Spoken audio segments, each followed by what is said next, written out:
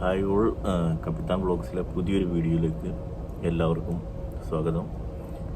ഞാൻ ഇന്നിവിടെ ചെയ്യാൻ ഉദ്ദേശിക്കുന്ന വീഡിയോ എന്ന് വെച്ച് കഴിഞ്ഞാൽ എങ്ങനെ മർച്ചൻ്റ് നേവിയിൽ ജോയിൻ ചെയ്യാമെന്നുള്ളതാണ്. എന്തൊക്കെ കോഴ്സുകൾ പഠിക്കണം, എന്താണ് അതിൻ്റെ ക്രൈറ്റീരിയ, എലിജിബിലിറ്റി എന്തൊക്കെയാണെന്നുള്ളതിനെ കുറിച്ചൊരു ചെറിയൊരു ബേസ് ഐഡിയ ആണ് ഞാൻ ഇന്ന് തരാൻ ഉദ്ദേശിക്കുന്നത്. അപ്പോൾ എൻ്റെ ലാസ്റ്റ് ഒരു വീഡിയോയിൽ ഒരു കുട്ടി ഇതുപോലെ കമൻറ്റ് ചെയ്തായിരുന്നു, സാർ എങ്ങനെയാണ് മർച്ചൻ്റ് നേവിയിൽ ജോയിൻ ചെയ്യേണ്ടതിനെക്കുറിച്ച്, ഓയിൽ ടാങ്കർ ഷിപ്സിൽ എങ്ങനെയാണ് ജോയിൻ ചെയ്യുന്നതിനെക്കുറിച്ച് ഒരു വീഡിയോ ഇട്ട്. അപ്പം ഇന്നത്തെ കാലത്ത് കേരളത്തിൻ്റെ അവസ്ഥ എന്ന് വെച്ച് കഴിഞ്ഞാൽ തൊഴിലില്ലായ്മ എന്ന് വെച്ച് കഴിഞ്ഞാൽ ഭയങ്കരമായിട്ട് വർദ്ധിച്ചു വരികയാണ്.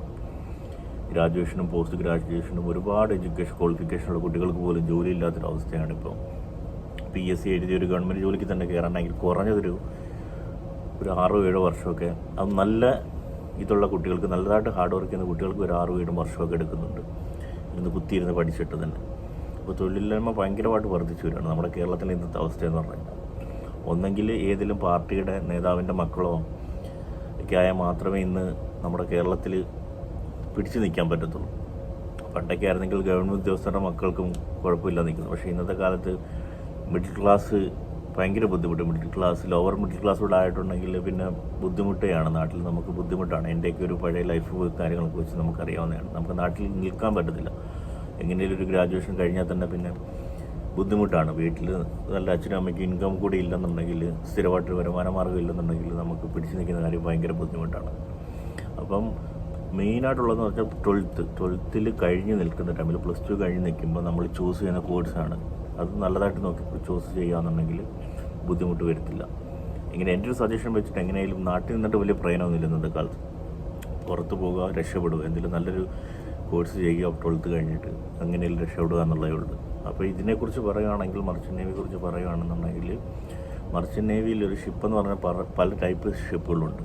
ഓയിൽ ടാങ്കേഴ്സ് ഉണ്ട്, ഓയിലും കൊണ്ടുപോകുന്ന കപ്പലുണ്ട്, കണ്ടെയ്നർ കൊണ്ടുപോകുന്നുണ്ട്, ബൾക്കുണ്ട്, അങ്ങനെ പല ടൈപ്പ് ഷിപ്സ് ഉണ്ട്. അപ്പം റാങ്ക് എല്ലാം സെയിം തന്നെ ആയിരിക്കും. ബട്ട് എക്സ്പീരിയൻസിനനുസരിച്ച്, ഇപ്പോൾ ഓയിൽ ടാങ്കറിൽ എക്സ്പീരിയൻസ് ഉള്ള ഒരാൾക്ക് അതിൽ മാത്രമേ ജോലി ചെയ്യാൻ പറ്റത്തുള്ളൂ. ബൾക്ക് കെയറിലുള്ളവർക്ക് അതിനകത്ത് മാത്രം. അപ്പോൾ നമ്മുടെ എക്സ്പീരിയൻസ് അനുസരിച്ചായിരിക്കും നമുക്ക് ഷിപ്പുകൾ കിട്ടുന്നത്.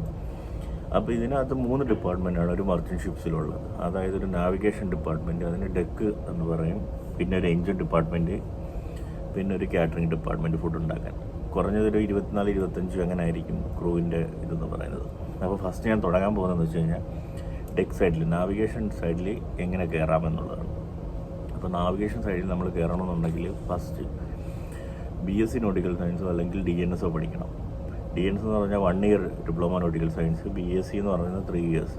അത് കഴിഞ്ഞിട്ട് നിങ്ങൾക്ക് അതിനുള്ള ഇൻസ്റ്റിറ്റ്യൂട്ട് ഉണ്ട്. അത് കഴിഞ്ഞിട്ട് നിങ്ങൾക്ക് കപ്പലിൽ ഡെക്കായിട്ട് ജോയിൻ ചെയ്യാം. എന്നിട്ട് 12 മാസം കഴിയുമ്പോൾ ഒരു എക്സാം എഴുതി കഴിഞ്ഞാൽ 3rd ഓഫീസർ ആവാം.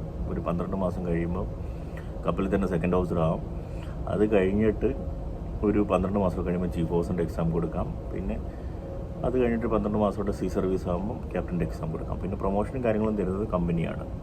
അപ്പോൾ അങ്ങനെയാണ് ഡെക്ക് സൈഡിൽ. എഞ്ചിൻ സൈഡിലും സെയിം ആണ്. മറൈൻ എഞ്ചിനീയറിങ് അല്ലെങ്കിൽ മെക്കാനിക്കൽ എഞ്ചിനീയറിങ് കഴിഞ്ഞ പിള്ളേർക്ക് 4th എഞ്ചിനീയറായിട്ട് ജോയിൻ ചെയ്തിട്ട്, ജൂനിയർ എഞ്ചിനീയറായിട്ട് ജോയിൻ ചെയ്തിട്ട് 6 മാസം കഴിയുമ്പോൾ എക്സാം ഉണ്ട്. 4th എഞ്ചിനീയർ ആവും, 3rd എഞ്ചിനീയർ ആവും. അങ്ങനെ 12 മന്ത്സ് കഴിയുമ്പോൾ ആയിട്ട് ചീഫ് എഞ്ചിനീയർ വരെ ആവും. ഇപ്പോൾ ചീഫ് എഞ്ചിനീയറും ക്യാപ്റ്റനും കപ്പലിൽ സെയിം ലൈക്കാണ്, സെയിം സാലറി എല്ലാം സെയിം ആയിരിക്കും, വലിയ വ്യത്യാസമില്ല. പുള്ളിയാണ് എഞ്ചിൻ റൂമിൻ്റെ ഇൻചാർജ് എന്ന് പറയുന്നത്. 4th engineer, 3rd engineer, 2nd engineer, 1st engineer, chief engineer, അങ്ങനെയാണ് വരുന്നത്. അപ്പോൾ മെയിനായിട്ട് നിങ്ങൾ കോളേജുകൾ സെലക്ട് ചെയ്യുമ്പോൾ പ്ലേസ്മെൻ്റ് ഉള്ള കോളേജുകളാകും നോക്കി ചെയ്യുക. കമ്പനിയായിട്ട് എടുത്ത് നടത്തുന്ന കോളേജുകളുണ്ട്. കമ്പനിയായിട്ട് കുട്ടികളെ റിക്രൂട്ട്മെൻറ്റ് ചെയ്തിട്ട് അവർ തന്നെ ഫീസ് അടച്ചിട്ട് പഠിപ്പിക്കുന്ന കോളേജുകൾ നോക്കി ചേരുക. ഇത് ലൈക്ക് ഫോർ എക്സാമ്പിൾ മേഴ്സ്ക്, ആംഗ്ലോസിനൊക്കെ അവർക്ക് സ്വന്തമായിട്ട് കോളേജുള്ളതാണ്. അപ്പോൾ അവരായിട്ട് എടുക്കുന്നുണ്ട് റിക്രൂട്ട്മെൻറ്റ്. അത് നോക്കി നമുക്ക് ഗൂഗിളിലോ സെർച്ച് ചെയ്ത് കഴിഞ്ഞാൽ കിട്ടാവുന്നതേ ഉള്ളൂ. അപ്പോൾ അങ്ങനെ ചെയ്യുക. പിന്നെ അടുത്തതെന്ന് പറഞ്ഞാൽ പിന്നെ കയറാനുള്ളൊരു എളുപ്പ വഴി എന്ന് പറഞ്ഞു കഴിഞ്ഞാൽ GP റേറ്റിംഗ് എന്ന് പറഞ്ഞൊരു കോഴ്സുണ്ട്. 6 മാസ കോഴ്സുണ്ട്. അത് 10th കഴിഞ്ഞ് ജോയിൻ ചെയ്യാം. അത് ഒരുപാട് കോളേജുകൾ നടത്തുന്നുണ്ട് 6 മാസം. അത് കഴിയുമ്പോൾ കപ്പലിൽ റേറ്റിംഗ്സ് ആയിട്ട് ജോയിൻ ചെയ്യാം. അതായത് ക്രൂ ആയിട്ട് ട്രെയിനി വോയിസ്, ട്രെയിനി വൈപ്പറൊക്കെ ആയിട്ട് കയറിയിട്ട് പിന്നെ എക്സ്പീരിയൻസ് അനുസരിച്ച് ഓയിലർ, AB അങ്ങനെയൊക്കെ ആകാൻ പറ്റുന്നതാണ്. ഇതാണ് മർച്ചൻ്റ് നേവിയിലെ കോഴ്സും കാര്യങ്ങളും. അപ്പം ഡെക്ക് സൈഡിൽ കയറണമെന്നുണ്ടെങ്കിൽ, ഓഫീസറായിട്ട് കയറണമെന്നുണ്ടെങ്കിൽ BSc ചെയ്യണം, DNS ചെയ്യണം. BSc നോട്ടിക്കൽ സയൻസോ ഡിപ്ലോമ നോട്ടിക്കൽ സയൻസോ ചെയ്യാം. എഞ്ചിനീയറായിട്ട് കയറണമെന്നുണ്ടെങ്കിൽ മറൈൻ എഞ്ചിനീയർ ഡയറക്റ്റ് +2 കഴിഞ്ഞിട്ട്, അല്ലെങ്കിൽ മെക്കാനിക്കൽ എഞ്ചിനീയറിംഗ് ചെയ്തിട്ട് 1 ഇയർ GME ചെയ്യാം. പിന്നെ അതുപോലെ തന്നെ GP റേറ്റിംഗ് എന്ന് പറഞ്ഞ കോഴ്സുണ്ട്. ഇത്രയുമാണ് മെയിൻ. പിന്നുള്ളതെന്ന് പറഞ്ഞാൽ ഇലക്ട്രീഷ്യനായിട്ട്, ഇലക്ട്രിക്കൽ എഞ്ചിനീയറിംഗ് കഴിഞ്ഞവർക്ക് ഇലക്ട്രീഷ്യനായിട്ട് കയറാം.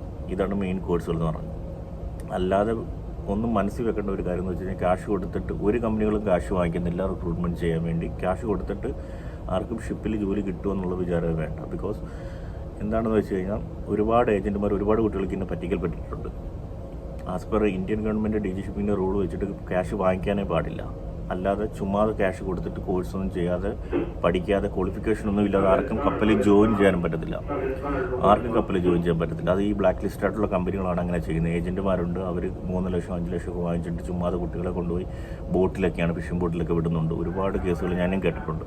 അപ്പം പഠിക്കാതെ ആർക്കും കപ്പലിൽ ജോയിൻ ചെയ്യാൻ പറ്റത്തില്ല. ഏതെങ്കിലും ചെറിയൊരു കോഴ്സ്, ഈ 6 മാസം GP റേറ്റിങ്ങോ 1 ഇയർ കോഴ്സോ 3 ഇയേഴ്സ് ഡിപ്ലോമ BSc കോഴ്സോ അല്ല എഞ്ചിനീയറിങ്ങോ ചെയ്യാതെ അതിൻ്റെ ലൈസൻസും കിട്ടാതെ കപ്പലിൽ ജോയിൻ ചെയ്യാൻ പറ്റത്തില്ല. അല്ലാതെ ഈ ഏജൻറ്റുമാർ പറഞ്ഞ് 3 ലക്ഷം എന്താ ഞങ്ങൾ കപ്പലിൽ കയറ്റി വിടാം എന്നൊക്കെ പറയുന്നതെല്ലാം പറ്റിക്കലാണ്. അത് മനസ്സിൽ വെച്ചോണം. ഇതിനകത്ത് ഒരുപാട് തട്ടിപ്പും വെട്ടിപ്പും ഈ ഒരു ഫീൽഡിലുണ്ട്. അത് മനസ്സിൽ വെച്ചുകൊണ്ട് മാത്രമേ മുന്നോട്ട് പോകാവുള്ളൂ. അപ്പോൾ ഇതിൽ ഞാനൊരു ബേസ് ഐഡിയ എന്ന് പറഞ്ഞാൽ അടുത്ത വീഡിയോയിൽ ഇച്ചിരി നല്ലതായിട്ടുള്ള അഡ്വാൻസ് ആയിട്ടുള്ള കുറച്ച് കാര്യങ്ങൾ പറയാം. പിന്നെ നിങ്ങൾക്ക് എന്തെങ്കിലും ഇൻഡിവിജ്വലായിട്ട്, അതായത് എനിക്ക് മെസ്സേജ് ചെയ്ത് കഴിഞ്ഞാൽ ഞാൻ ഇതിൽ കൂടുതൽ അറിവുകൾ വേണമെന്നുണ്ടെങ്കിൽ ഞാൻ പറഞ്ഞു തരുന്നതായിരിക്കും. അപ്പോൾ ഇതിൻ്റെ കമൻറ്റിൽ ഈ വീഡിയോയുടെ കമൻറ്റിൽ എൻ്റെ ഇൻസ്റ്റ ഐഡിയും ഫേസ്ബുക്ക് ഐഡിയും ഞാൻ കൊടുക്കാം. അപ്പോൾ അതിനകത്ത് നിങ്ങൾ മെസ്സേജ് ഇട്ടാൽ മതി. അതിൽ നിങ്ങൾക്ക് ഉള്ള വിവരങ്ങൾ അറിയണമെന്നുണ്ടെങ്കിൽ അതിനകത്ത് മെസ്സേജിൽ ഞാൻ റിപ്ലൈ തരാം, കുഴപ്പമില്ല. അപ്പോൾ എല്ലാവരും ഇത് മനസ്സിൽ വെക്കുക. ക്യാഷ് കൊടുത്തു കഴിഞ്ഞാൽ ജോലി കിട്ടുക എന്ന് പറയുന്നത് പറ്റിക്കലാണ്. അത് മനസ്സിൽ വെക്കുക, പഠിക്കുക. ഇതിൻ്റെ ഒരുപാട് കോളേജുകളുണ്ട്. ഗൂഗിളിൽ തപ്പിക്കഴിഞ്ഞാൽ DG ഷിപ്പിങ്ങിൻ്റെ അപ്രൂവലുള്ള കോളേജുകളിൽ പോയി പഠിക്കുക. പഠിച്ചു കഴിഞ്ഞാൽ ജോലി കിട്ടുന്നതായിരിക്കും. അപ്പോൾ എൻ്റെ ഈ വീഡിയോ ഇഷ്ടപ്പെട്ടിട്ടുണ്ടെങ്കിൽ ലൈക്ക് ചെയ്യണം, ഷെയർ ചെയ്യണം, സബ്സ്ക്രൈബ് ചെയ്യണം. അപ്പം താങ്ക് യു ഓൾ.